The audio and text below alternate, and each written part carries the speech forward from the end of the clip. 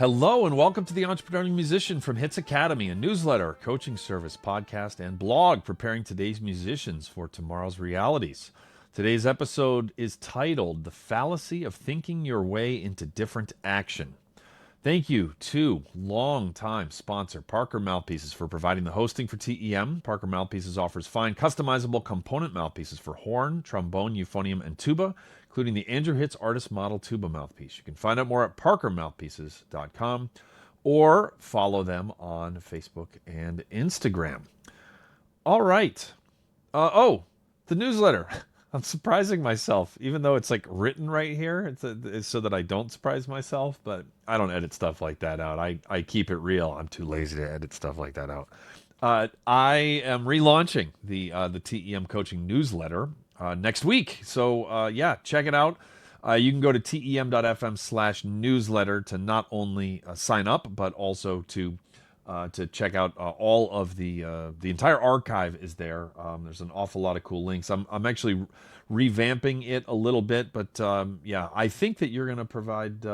I think you're going to provide English. I'm like rested. I got coffee. I ate. I was like, oh, this one's going to go down well.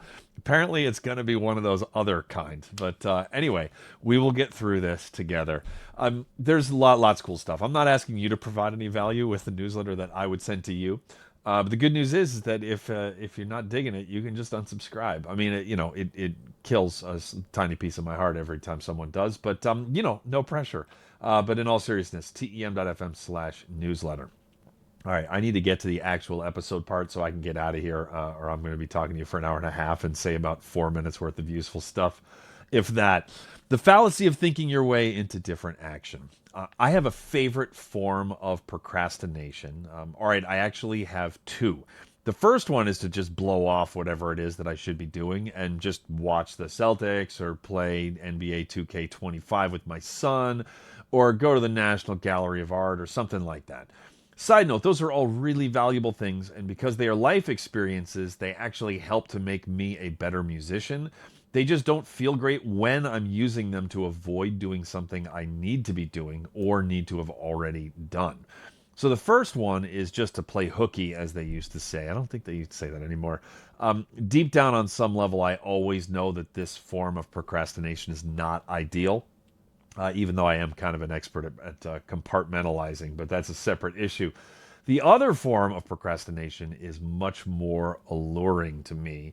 That form of procrastination, it almost always feels like it is the right thing to do in the moment. And that's just thinking just a little bit more about what I have to do.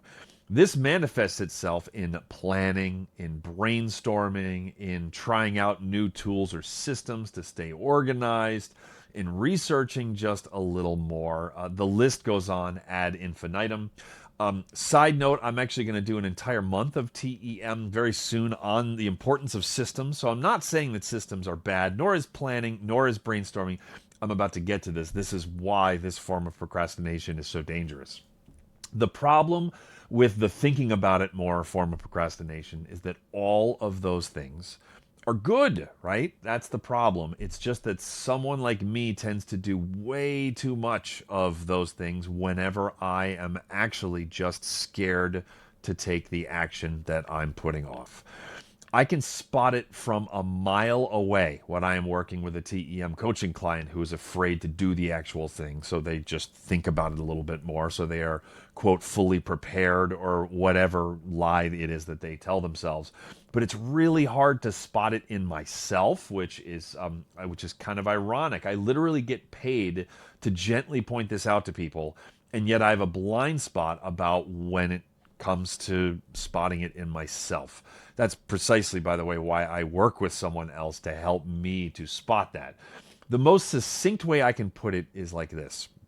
Both in my career and in the other aspects of my life, I have had almost no success thinking my way into different actions and lots of success acting my way into different thinking.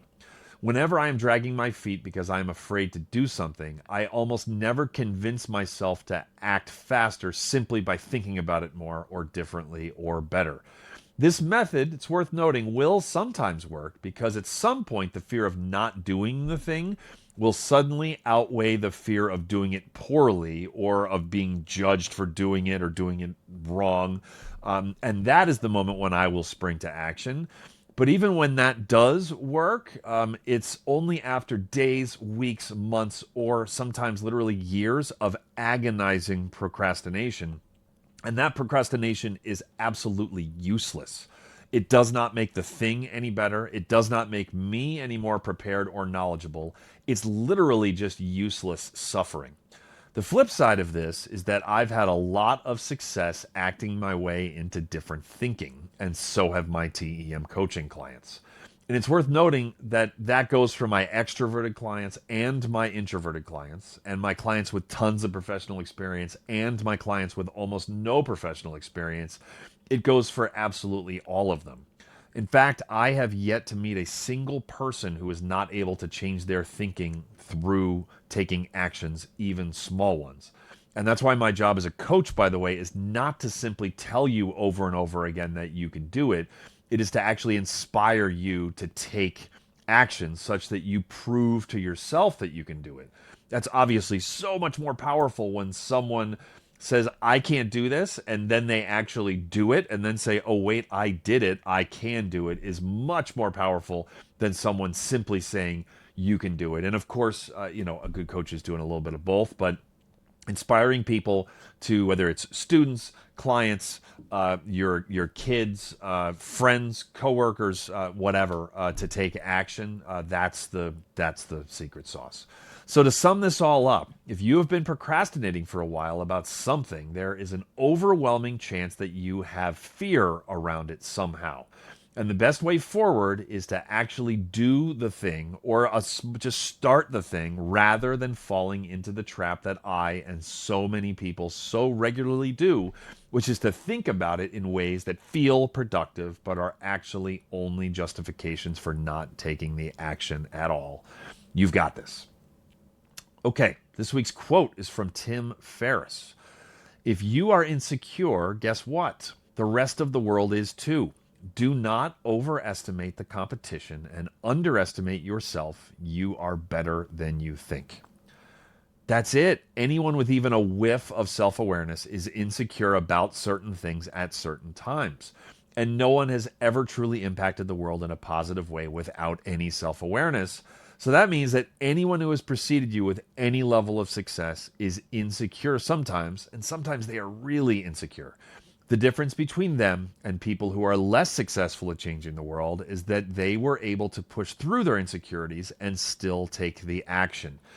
I want to make a confession to you right now. I initially wrote that they were able to get over their insecurities rather than using the words which I just used, which was saying that they were able to push through them.